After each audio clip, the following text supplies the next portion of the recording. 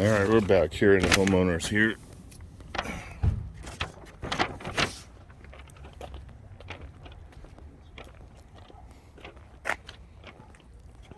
How you doing? You the homeowner? Yeah. Perfect. I just need you to sign permission for me to come through here. Okay. The reason being is because this thing's 10,000 pounds.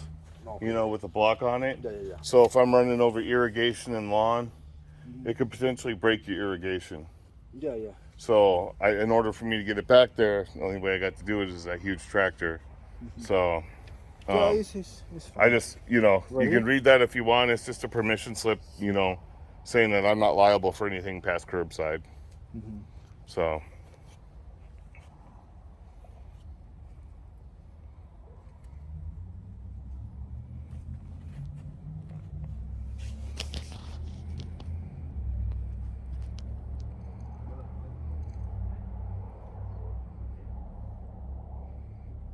Yeah. And then I was just putting on their shared wall, you know, I put the actual address and then your address. So, because I'm technically only allowed to deliver to one address, but obviously we got to do it on your side. Yeah. So, Right here? yeah, just sign right there.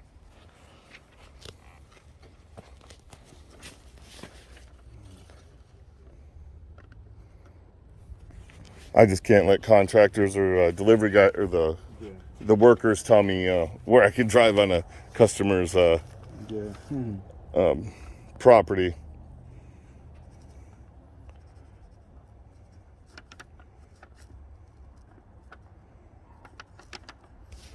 Cool, man. Thanks for showing up. Appreciate it. Otherwise, I'd had to drop it on the curb there. Yeah. So you got 5 of them. I'll get them up there. You know, okay. I'll be as careful as possible. Okay. All right. Thank you. Cool. Thank you. All right. Get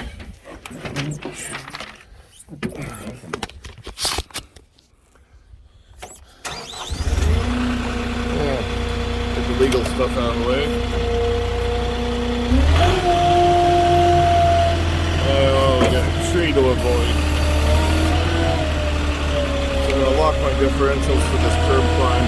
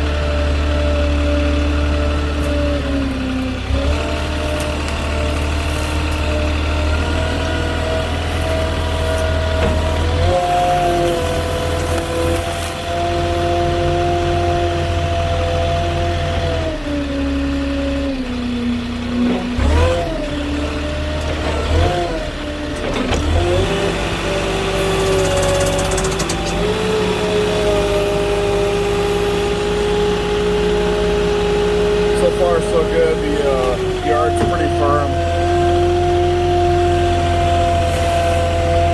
It does look like there's a little moisture in the yard, but it's not sinking at all.